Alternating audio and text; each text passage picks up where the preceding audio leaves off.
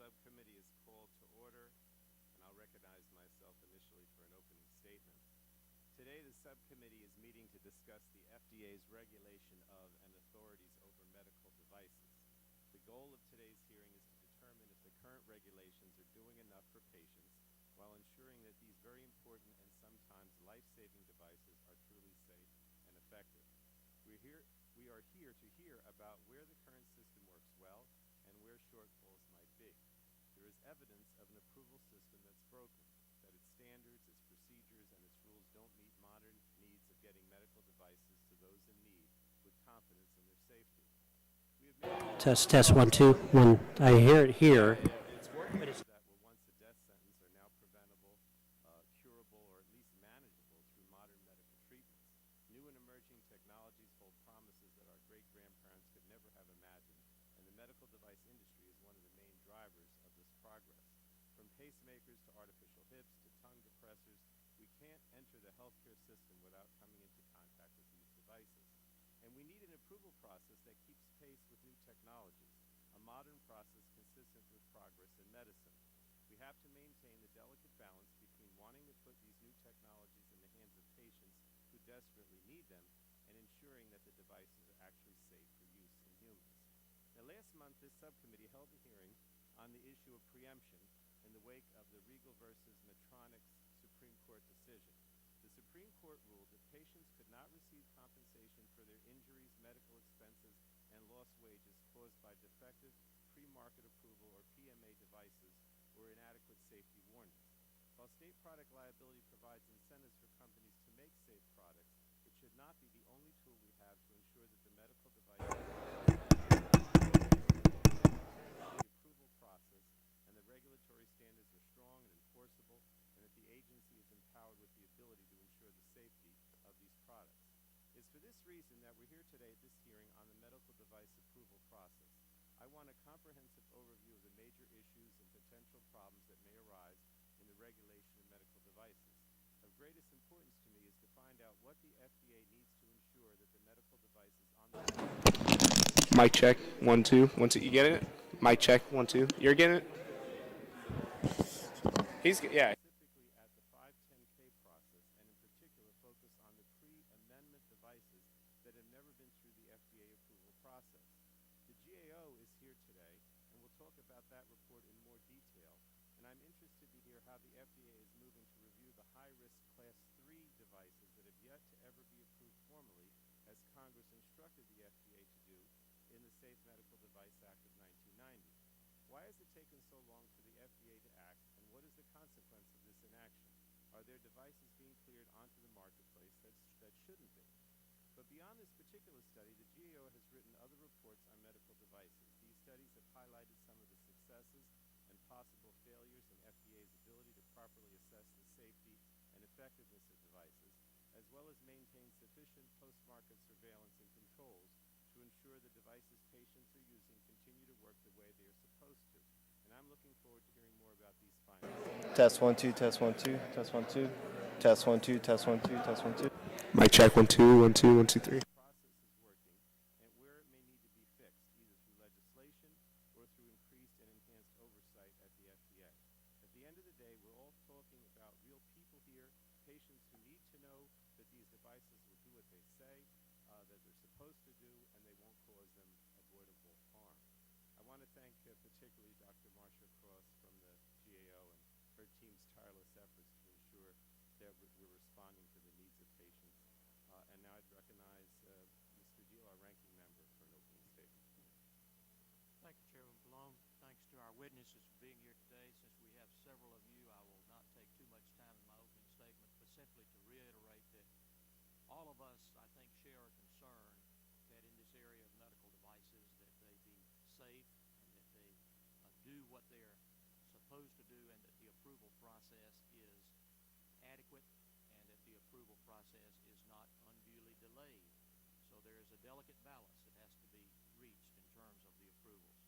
I'm especially concerned in light of what this committee has placed on the FDA in recent weeks, from tobacco regulation to yesterday an enhanced food safety bill. All of us understand the importance of all of these areas and support it, but I think one of the critical questions that always has to be asked is, are we giving the FDA the resources and the abilities, legislatively or otherwise, to do what we're asking them to do?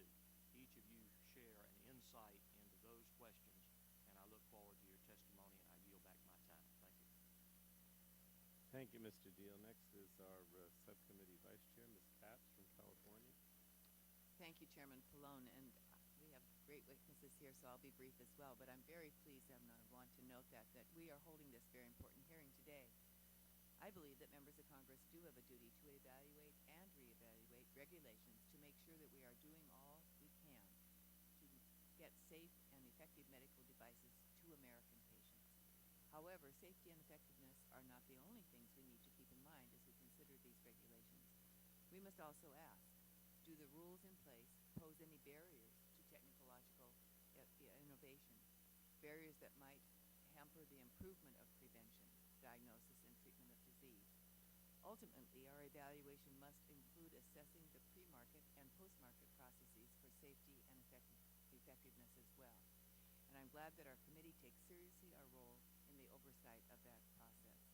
I'm eager to hear recommendations from our witnesses on what works, what doesn't, and how we can adequately address both. I yield back. Thank you. The gentleman from Indiana, Mr. Boyer.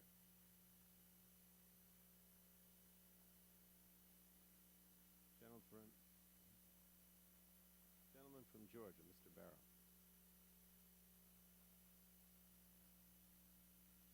Gentleman from Pennsylvania, Mr. Pitts. Thank you. Thank you, Mr. Chairman. Thank you for convening this hearing.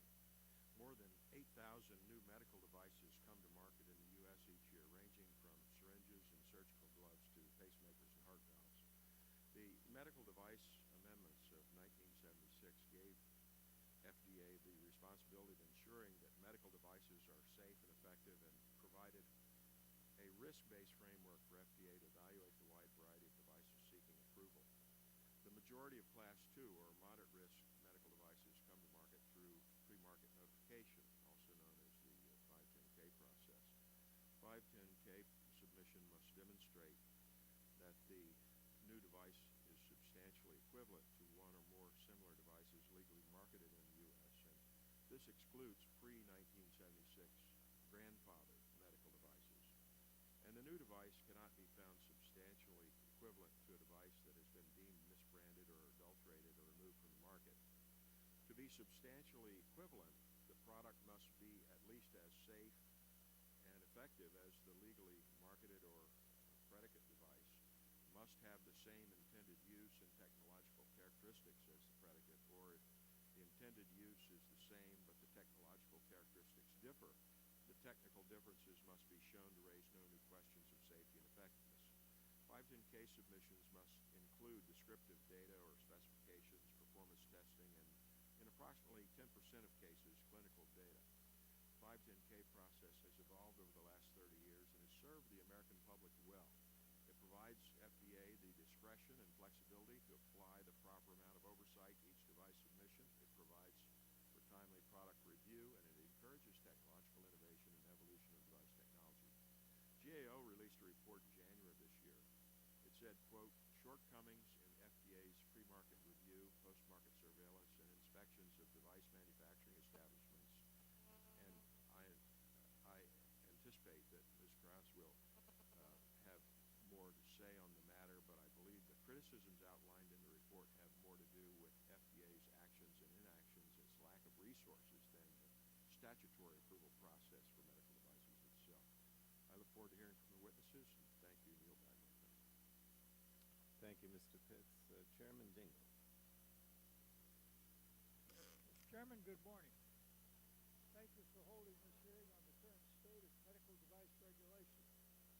I want to thank today's witnesses and look forward to their informative testimony. I also want to thank you for yesterday's work and my colleagues on the committee for what we did with regard to food and drugs in the area of foods. This is a worthy successor to that undertaking, and I'm delighted to see the way that you're leading on this matter. It is very important to address the concerns that are developing with regard to the balance pharmaceuticals, cosmetics, and devices. In response to the question that you propose in the title of this hearing, I am convinced that more could be done to protect patients. This year alone, there have been 9 Class 1 recalls of medical devices. It is to be noted that these recalls are occurring in a very badly staffed, indeed understaffed, agency without the resources to properly monitor its responsibility. Class 1 recalls, as we know, are the most serious type of recall and involve situations in which there is a reasonable probability that use of these products will cause serious injury or death. I would note that the device industry is a responsible institution and is composed of responsible people. And I know they will want to work with us to make progress in terms of assuring safety of the American consumers, and the competition in that particular portion of the medical services industry is conducted in a way which does not constitute a race to the bottom. In examining the regulatory framework that we currently confront for medical device approval, a few questions come to mind. First, is the current medical device approval standard, quote, reasonable assurance of safety and effectiveness, quote, quote, rigorous enough? Second, does FDA rely on quality clinical studies during the medical device approval process? Third, is the current 510K review able to adequately ensure that devices that are marketed through this abbreviated approval process are safe and are being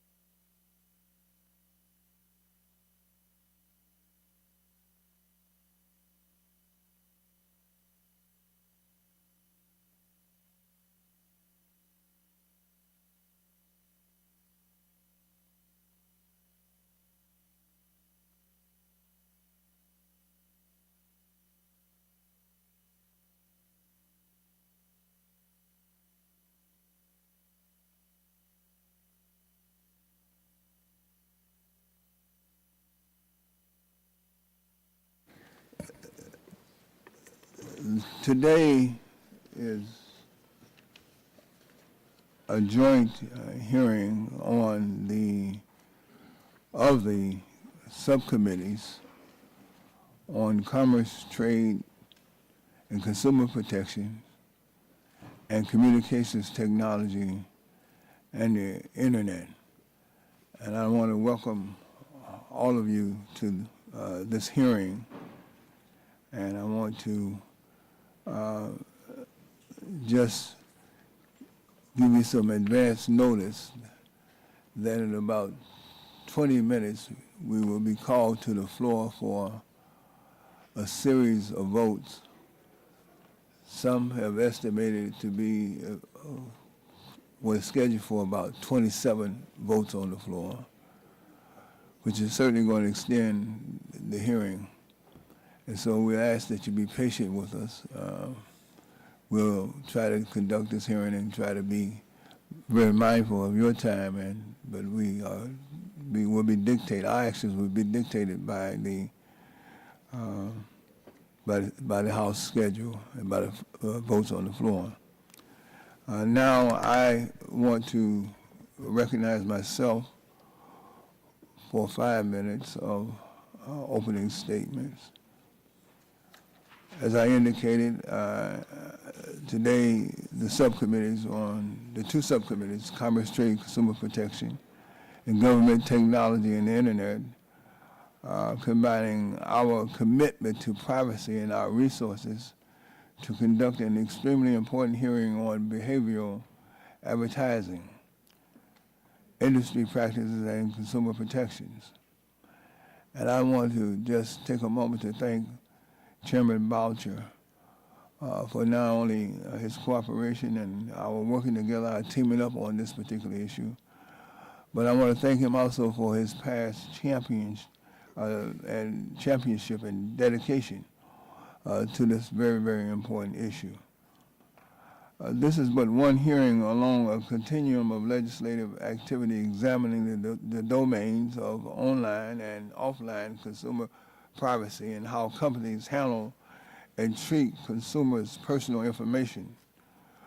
Most recently, the Subcommittee on Commerce, Trade, and Consumer Protection, which I chair, marked up H.R. 2221, the Data Accountability and Trust Act, a bipartisan bill which addresses security of personal information, breaches of that security, and corrects some of the resulting harms to consumers.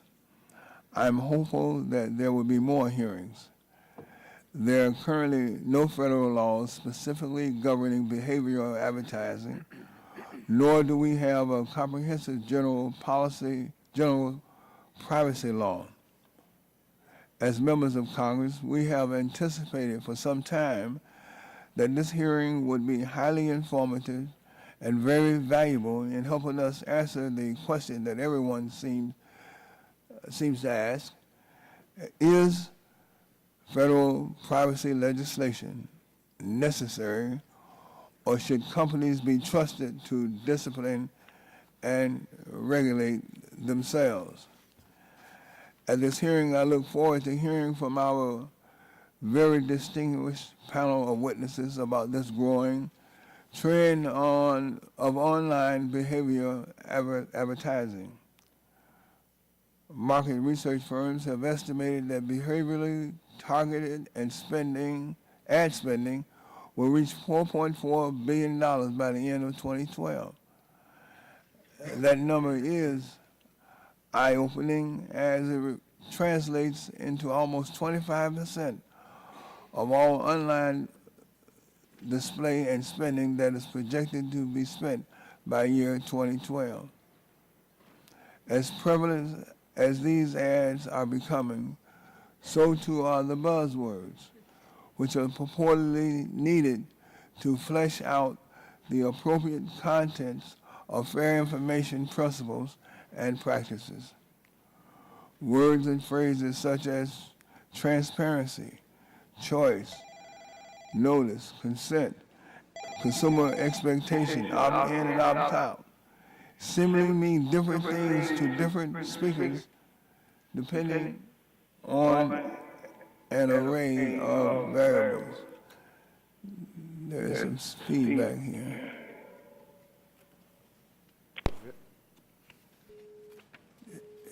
Has that been Great.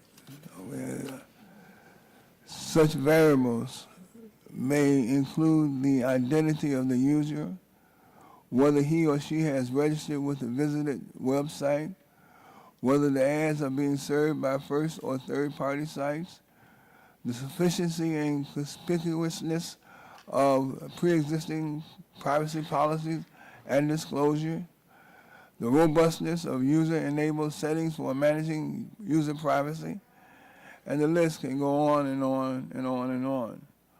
All of these variables are important to consider, but they can muddle the issue of whether legislation is needed.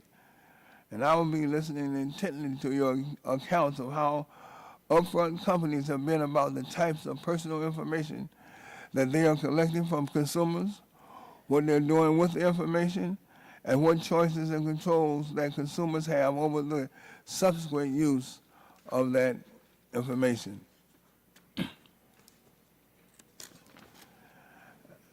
And I want to thank all the witnesses for coming in this morning, for sharing with us, taking away from your busy schedule to provide input, much needed input, into these matters that that's before us today.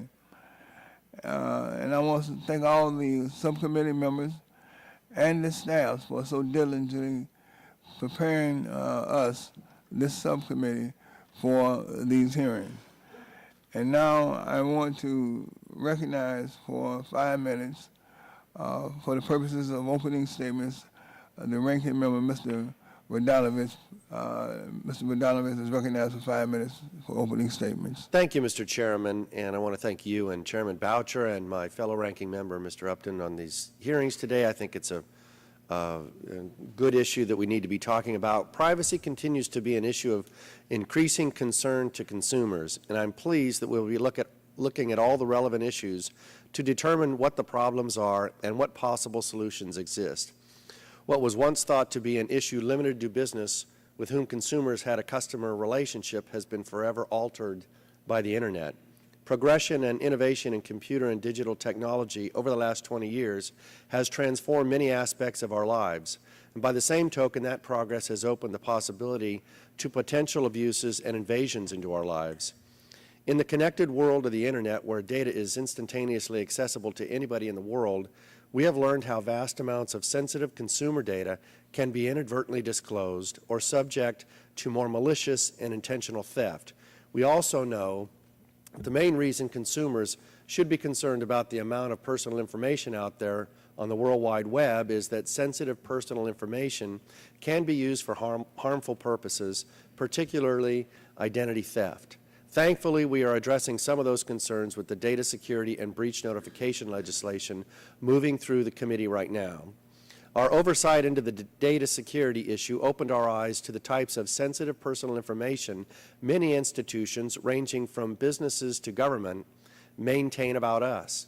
And while information is kept about us, maybe for legitimate reasons that mandate data retention, for instance, for law enforcement purposes, most consumers do not fully understand how information gathered about us will be used or with whom it will be shared. These concerns are legitimate. What is more, these concerns over keeping personal information private are exacerbated by digital technology and the capabilities of Internet technology. Information that filled rooms of file cabinets in a paper-based business can now be stored on devices that attach to a key ring and can be sent over the Internet in seconds, making information theft easy and often untraceable. The ability to instantaneously collect, analyze, and store consumers' online behavior for marketing purposes stretches this dynamic even further. The Internet quickly evolved beyond its original purpose as a communication tool to become a means of commerce, education, and social interaction. A generation has been raised on the Internet with the ability to find information relevant to their interests and communicate in ways that we could not imagine only 10 years ago. And most expect these services to be customized for their preferences. But many of these technologies and practices that deliver high levels of customization present new challenges and concerns for consumers, primarily understanding what the trade-off is for these services. Do we need to relinquish personal information about ourselves and our internet for the purposes of generating more user-specific advertisements in exchange for access to the information we seek on the internet? And if so, who has our access to this information? The internet has been a successful tool for commerce and has benefited consumers with convenience, choice, and savings. Relevant advertisements based upon user interests will be more beneficial to the consumer and business, which in concept is no different than the manner in which marketing research determines which advertisements are selected to be placed in magazines, newspapers, or on television based on the intended audience. However, in practice, the internet is different because of its ability to track preferences on a minute-by-minute basis. The question is how advertisers engage in the process of identifying their potential target audience. Specifically, what information is used to generate targeted advertisements. I have a son who I would do anything to protect, and although I cannot monitor him every waking moment and prohibit his ability to access the internet, nor would I want to, like any parent, I want to trust that he will be safe to surf online and interact with his friends without being unknowingly monitored or profiled. While my son is in a vulnerable demographic, millions of Americans of all ages spend time surfing, posting, and shopping on the internet. How their information is used and what control the individual has over the collection of their information is at the center of the debate of whether we need a federal privacy law, and if so, how it should be structured and what activities it will address. In the case of my son, I am concerned with the information being gathered and how it is used. I'm less concerned with who is conducting the behavioral profiling or what technology they are using. I thank the witnesses today, and I look forward to your testimony, particularly hearing more about what the industry is doing to address many of these concerns in and of itself. Mr. Chairman, I'm ready to work with you and the stakeholders to address identified problems and ensure whatever solutions develop will equally apply to the behavior regardless of who engages in it. Thank you, Mr. Chairman. The chair thanks the gentleman. It is now my privilege and honor to recognize for 5 minutes for the purposes of opening statement the chairman of the subcommittee on communications technology and the internet, the gentleman from West Virginia, Chairman Boucher, for 5 minutes. Well, thank you very much, Chairman Rush, and I want to begin this morning by saying thank you to you and to your very fine staff, and to Mr. Radonovich from California, your ranking member, as well as to Mr. Stearns and his staff for the excellent cooperation we've had among ourselves as the plans for this joint hearing of our two subcommittees have progressed. I very much look forward to our continued collaboration as we consider the need for legislation and discuss the principles that privacy protection legislation should embody. Broadband networks are a primary driver of the national economy, and it's fundamentally in the nation's interest to encourage their expanded use. One clear way Congress can promote greater use of the Internet for access to information, for electronic commerce, and for entertainment is to assure that Internet users have a high degree of privacy protection, including transparency about information collection practices and uses, and control over the use of the information that is collected from those who use the Internet. I've previously announced my desire to work with Chairman Waxman, Chairman Rush, and ranking members Barton, Stearns, and Radonovich in order to develop legislation this year, extending to Internet users the assurance that their online experience will be more secure. Such a measure would be a driver of greater levels of Internet uses, such as electronic commerce, not a hindrance to them. Today's discussion will examine behavioral advertising and ways to enhance consumer protection in association with it. I'm a supporter and a beneficiary of targeted advertising. I would much prefer to receive Internet advertisements that are truly relevant to my particular interests. In fact, I have bought a significant number of items based upon targeted advertising delivered to me from websites that I frequently visit. And so I have a deep appreciation of the value of targeted advertising from the consumer perspective. It's important to note also that online advertising supports much of the commercial content, applications, and services that are available to Internet users without charge. And I have no intention of doing anything that would disrupt that very successful, in fact, essential business model for Internet-based companies. At the same time, I think consumers are entitled to some baseline protections in the online space. Consumers should be given clear, concise information in an easy-to-find privacy policy about what information a website collects about them, how that information is used, how long it is stored, how it's stored, what happens to it when it's no longer stored, and whether it's ever given or sold to third parties.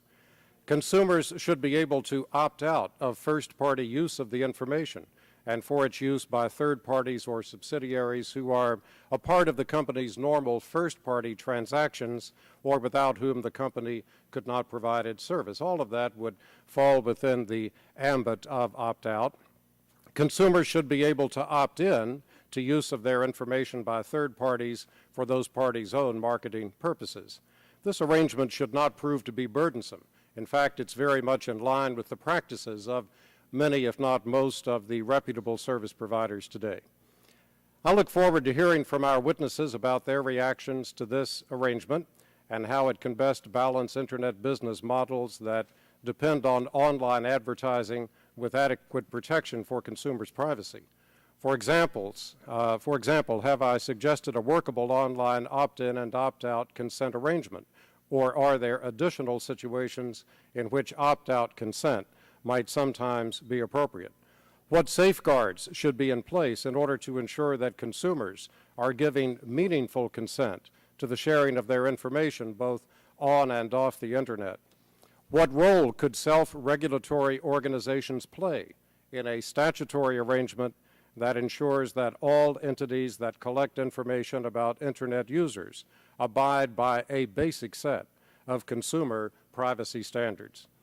I also look forward to learning about emerging approaches to enhancing consumer choice and control over the use of information through efforts like the Network Advertising Initiative and persistent opt-out cookies. What benefits could these services offer to consumers?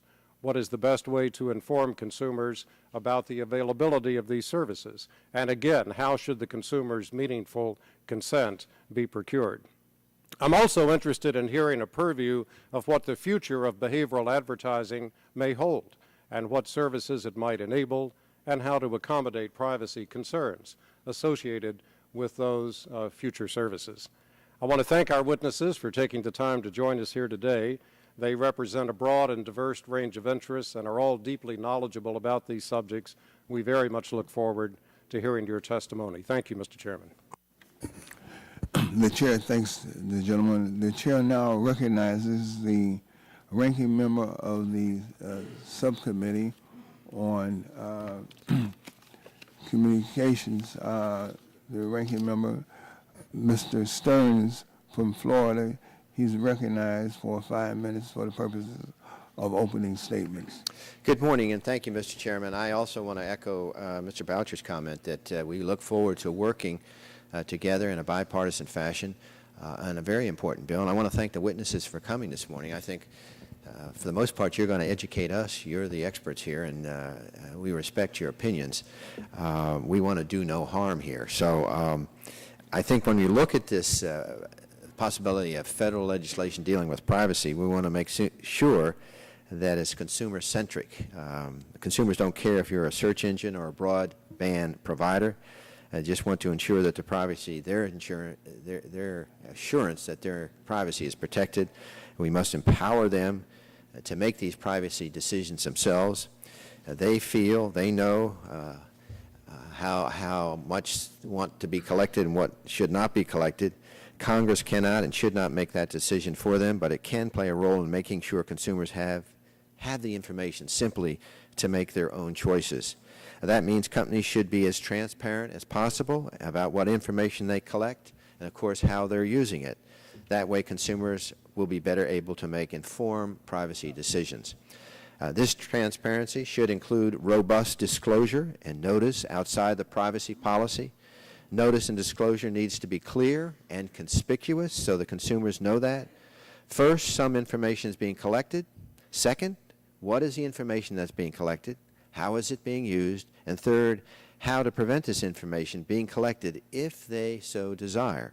By giving the consumer more robust and transparent information, we can strike the proper balance between privacy protection and strong Internet commerce. Furthermore, my colleagues, I want to emphasize two principles that should play a prominent role in our examination of this issue. First, we should apply the same privacy standard to companies that are engaged in similar conduct with similar information. But we should avoid applying those same standards to entities that do not use the same types of information for the same purposes and do not have anywhere near the same volume of information about the prospective consumer. For example, search engines and Internet advertising networks may use a consumer's visit to a particular website to create profiles for purposes not directly related to the reason for the visit. Other entities, like web publishers, collect information only to provide the very service the consumer has come for. Our approach should recognize that.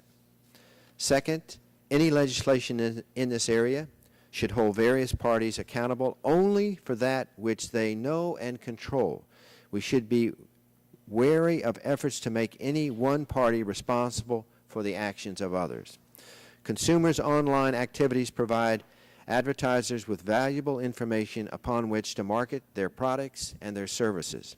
Collecting this type of information for targeted advertising is very important because it simply allows many of these products and services to remain free to consumers.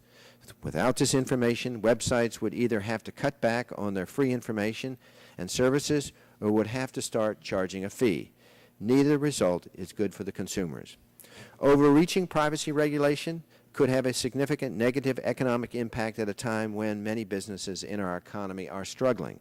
So let's be very careful on these issues before we leap to legislative regulatory proposals.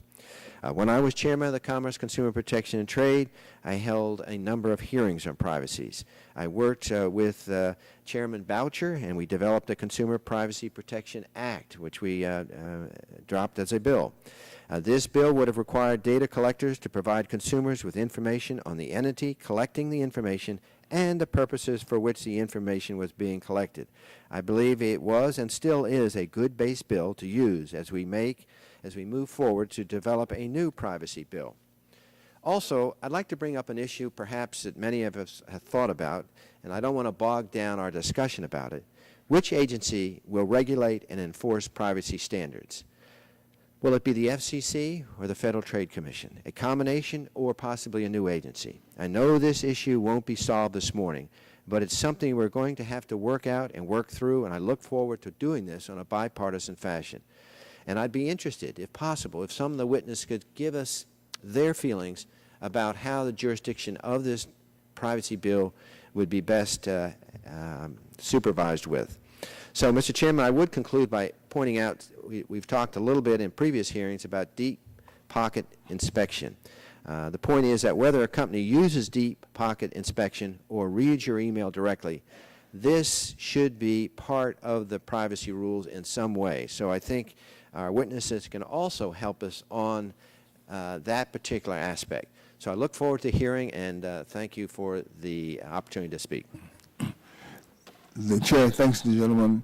The chair now recognizes the gentleman from Ohio, Mr. Space, for 2 minutes for the purposes of opening statements.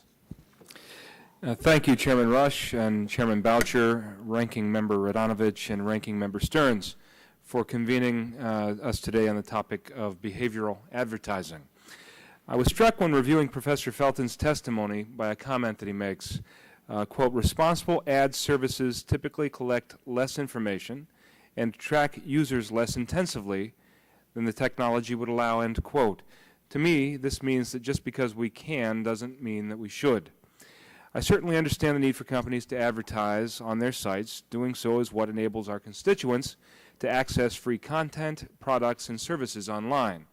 And I also understand the desire of ad companies to supply consumers with ads that are of more relevance to them. This is a better business model for the companies and potentially a service to consumers. However, I want to make clear that one bad apple could spoil the whole bunch here. The moment online consumers believe their personal information is at risk of corruption, misuse, or theft will be the moment this approach we are discussing today will cease to work. I strongly believe it is in the interest of all parties to disclose to consumers their advertising practices and intent, and to ensure that consumers' personal information is strictly guarded against security breaches and exploitation. I look forward to these conversations today and to working with my colleagues on this issue as we move forward. I yield back my time. The chair thanks the gentleman. It is now my pleasure and honor to recognize for 5 minutes for the purposes of opening statements the ranking member of the full committee on energy and commerce, Mr. Barton, is recognized for 5 minutes. Thank you, Mr. Chairman. As I look on the other side of the aisle, I am gladdened to see that none of the Democrats that played on the Democratic baseball team are actually in the room.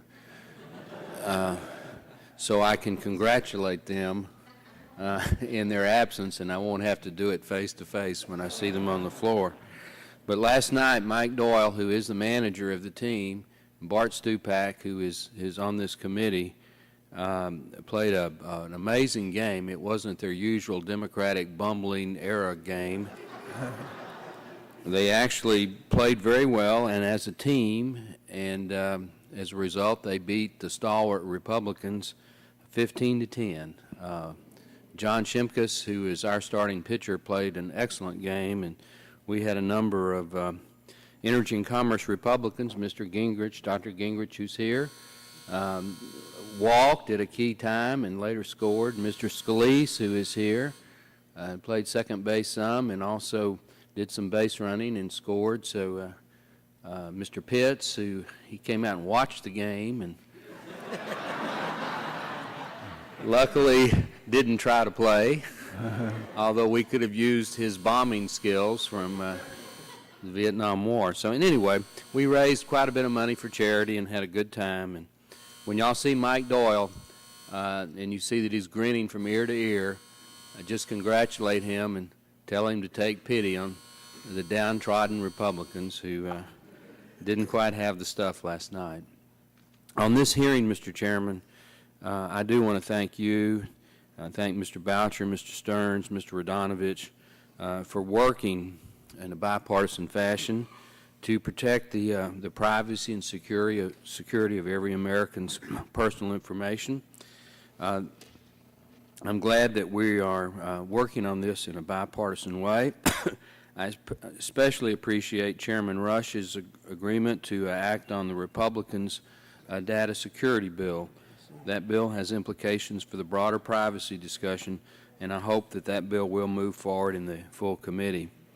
Along with Congressman Markey, I co-chair the Congressional Privacy Caucus, so I'm glad that we are working on these issues in a bipartisan way.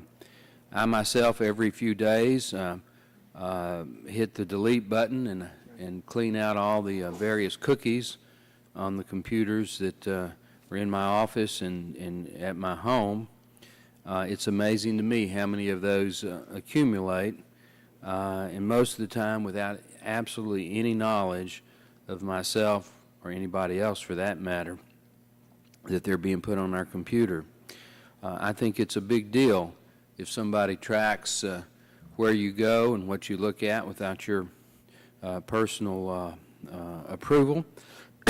We wouldn't like that in the non-internet world, and I personally don't like it in the internet world. The information about myself is mine. Unless I choose to share it, I would just assume that it stay my information only. I think that I have the right to know what information people are gathering about me and the right to know what they're doing with it. It's obvious that the public agrees with the statement that I just made because poll after poll shows that they think that their information and their right to privacy is just as important on the Internet as it is in the non-Internet world. When I open an email for the new Dallas Cowboys Stadium that is in my congressional district, I don't expect to begin receiving unsolicited ads for airline tickets to the Dallas-Fort Worth area or hotels, also in my district in Arlington, Texas. It's obvious that people track what I do and where I go and try to take advantage of that. Fortunately, technology has come quite a ways in protecting the individuals. We started looking at the spyware problem back in the 107th Congress, and thanks to the work of, among others, Congressman Mary Bono Mack, Ed Towns, Chairman Dingell, those spyware infections are not near the problem that they used to be. However, today, companies continue to gather, maintain, and use data through a variety of technological methods. Some of those companies, such as Verizon and Comcast, are large companies. They're regulated in some parts of their business model, and I think they are trying to act appropriately. There are other companies, so-called ISP locators, that we don't even, I personally don't even know their name. Then you have the in-between companies, the so-called edge companies like Yahoo and Google. Put together, it still is a little bit of a Wild West out there, and I think it's time that Congress begin to look at that and try to bring some law and order to that particular Wild West area. I see that my time's expired, Mr. Chairman, so I'll submit the rest of the statement for the record. Suffice it to say that I'm glad that you and Congressman Boucher are working with the Republicans and taking a serious look at this. I also want to commend the private sector that's here today. It's my understanding that you're working together to come up with some voluntary rules, and it is always preferable, in my opinion, to do it through a voluntary market-based approach as opposed to a mandatory regulatory approach. So in any event, again, thank you, Mr. Chairman, and once again, congratulations to the Democrats for winning the baseball game last night. I yield back. The Chair thanks the ranking member. It's now my honor to recognize the gentlelady from California for 2 minutes for the purposes of opening statement. Ms. Matsui. Thank you, Mr. Chairman. I want to thank you and Chairman Rush for calling today's joint hearing and applaud both your leadership in addressing this important issue. I'd also like to thank our panelists for being here with us this morning. Today we are here to examine the practices and consumer protections from a growing online advertisement practice known as behavioral advertising. As broadband access continues to expand across this country, more and more Americans are relying on the Internet for news information, online videos, and to purchase goods and services. Yet Americans need to have trust and confidence that their personal information will be properly protected. Privacy policies and disclosures should be clear and transparent so consumers can choose what information they want to view and receive on the Internet instead of inappropriate collection and misuse of their information. Consumers should also understand the scope of the information that's being collected, what it's being used for, the length of time it's being retained, and its security. The more information that consumers have, the better. Moving forward, we must ensure that Americans are comfortable with using the Internet and know with confidence that meaningful privacy safeguards are in place while ensuring that we don't stifle innovation. I thank you, both of you, Mr. Chairman, for holding this important hearing today, and I yield back the balance of my time. The Chair thanks the gentlelady. Now, the Chair recognizes the gentleman from Kentucky, Mr. Whitfield, for 5 minutes for the purposes of... let me correct that. The Chair recognizes the gentleman... It's okay, I'll not... No, please, the Chair recognizes the gentleman from Michigan. I thank my friend, and I'll not take my 2 minutes. That we have great attendance. We'll see what the attendance is after lunch when we return after these votes. I would like to associate myself with Mr. Barton's remarks. The information is yours. When you make a phone call, no matter who it is, you don't expect AT&T or Verizon to share the information with somebody else. You can imagine if you ordered a pizza on the phone and all of a sudden you get different pizza companies then coming in knowing that you're going to be subscribing to that. That information is personal. Shouldn't be shared unless that individual allows and knows that it's going to be shared. It needs to be protected. It's nobody's business. Don't expect to have someone follow you in your car when you go make an errand, whether it be to a dry cleaner or wherever you might go, and expect some competitor then to perhaps get the information to trace you back. So this is a great hearing. I look forward to it, and I yield back the balance of my time. The chair thanks the gentleman. The chair now recognizes the gentleman from Georgia, Mr. Barrow, for 2 minutes for the purposes of opening statements. I thank the chairman. I'm going to waive an opening, but I'm going to thank the ranking member for his kind words of congratulations to the Democrats. And in solidarity with Mr. Pitts, I want to remind the ranking member that those of us who sit in the stands and cheer also serve. Thank you very much.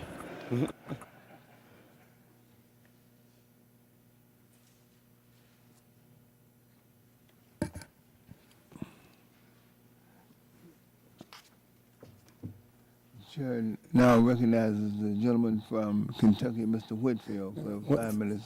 Thank you, Mr. Chairman. We certainly appreciate all these witnesses being here today as we explore this very important subject.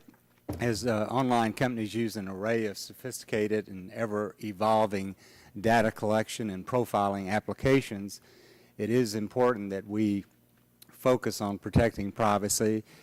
Today, I think we'll be hearing about privacy policies of various companies, the data retention that they do.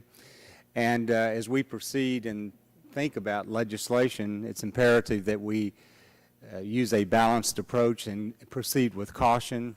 And I think if we do have any legislation, it certainly should apply equally to all entities throughout the Internet ecosystem. And I'll yield back the balance of my time. The chair now recognizes the gentleman from Ohio, Mr. Pitts, from Pennsylvania, Mr. Pitts, recognized for 2 minutes. Thank you, Mr. Chairman. I worked real hard in the opening statement, but I think I'll submit it for the record. Just let me say, I believe that consumer privacy rights should be carefully guarded. I'm also encouraged by private industry's recent steps to further protect consumers. It's my hope that if legislative action is taken, that we'll do so in a careful manner, striking a delicate balance between the necessary steps we must take to protect consumers and the ability for industry to continue to be successful. So with that, I'll submit the rest for the record and yield back. The chair thanks the gentleman. The chair now recognizes the gentleman from Georgia, Dr. Gingrey, for 2 minutes for the purposes of opening statement. Chairman Rush and Chairman Boucher, Ranking Member Radonovich and Stearns, I want to thank you for calling this hearing today on the emerging use of behavioral or interest-based advertising online. While this type of advertising only represents a small portion of all online ads, by 2012, this type of advertising is estimated to reach $4.4 billion in revenue. Therefore, it is important for these subcommittees to take a further look at this industry in order that we ensure the online privacy of consumers. When hearing testimony from this panel today, I believe that it will be important that we focus on 3 components of any potential regulation that these subcommittees propose. First, it's important to distinguish what it is that we are going to be regulating. Currently, most interest-based advertising is conducted through the use of web browser cookies. These encoded text files help indicate a user's online activity, thereby enabling advertisers to customize ads based on a series of preferences. However, as we have seen in the IT industry, particularly over this last decade, technology moves very quickly. And if we are to propose regulations for this industry, then we must make the determination of exactly how and what we are going to regulate. Mr. Chairman, we must also examine which federal agency would be best suited to coordinate any potential regulation. Both the Federal Communications Commission, FCC, and the Federal Trade Commission have jurisdiction over elements of behavioral advertising. Therefore, for the sake of consumers, if regulations are necessary, we must coordinate the efforts and responsibilities of these two governmental entities, thereby allowing for industry growth while at the same time safeguarding an individual's private information. Lastly, Mr. Chairman, we would also have to determine whom we would be regulating. Would it be the Internet service provider, or the advertisers, or the web interfacing companies represented here today? Accordingly, I think it will be important that as we move forward, we diligently take the time to hear from ISP companies and advertisers as a way to give us different perspective on this important issue that will continue to be crucial to the further development of online activity. Mr. Chairman, at the heart of this hearing is the American consumer, so our focus must be their overall protection. I look forward to hearing from the panel, and I yield back the balance of my time. The chair thanks the gentleman. The chair now recognizes the gentleman from Louisiana, Mr. Scalise, for 2 minutes for the purposes of opening statements. Thank you, Mr. Chairman. I want to thank you and the ranking members of the subcommittees for having this hearing on behavioral advertising. I'm pleased that both subcommittees are examining this issue as well as the greater issue of data privacy. I know that Congress and this committee have held hearings on data privacy in the past, but as we all know, technology continues to advance and develop in ways that provide tremendous benefits to consumers. But these advancements and benefits can expose consumers to certain risks. Therefore, we must continue to examine ways to ensure consumers don't have their personal information compromised. The technology industry is one of the most advanced and competitive industries in our country. It is also one of the most beneficial, both for consumers and for our economy. We're able to share information, exchange ideas, and conduct commerce in ways that were never imagined just a few decades ago. The industry also provides millions of good, high-paying jobs for people all across this country.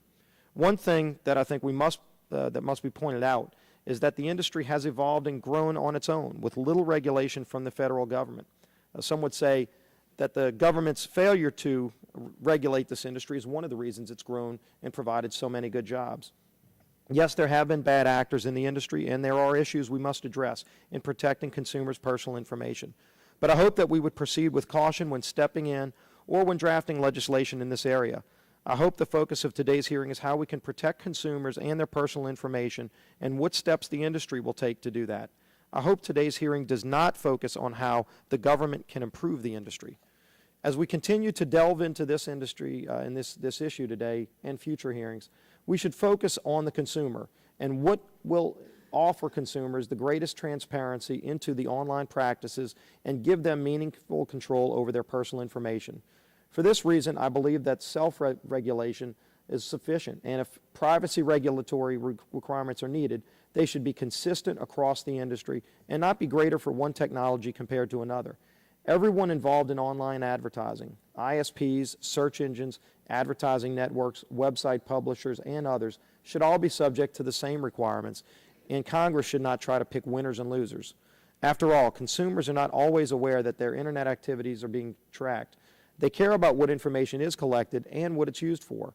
They want to know if this is going on, and if so, they should be able to opt out if they so choose, and be assured that a breach of their personal information will not occur.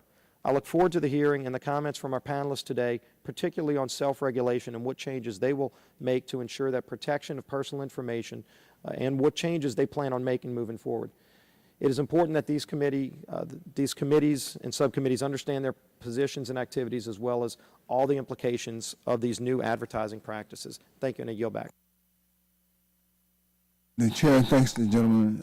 As I indicated earlier, there's a vote occurring on the House floor. It's a series of votes, and so we will recess the committee until the completion of those votes, and we will reconvene 15 minutes after the completion of those votes. The committee now stands in recess.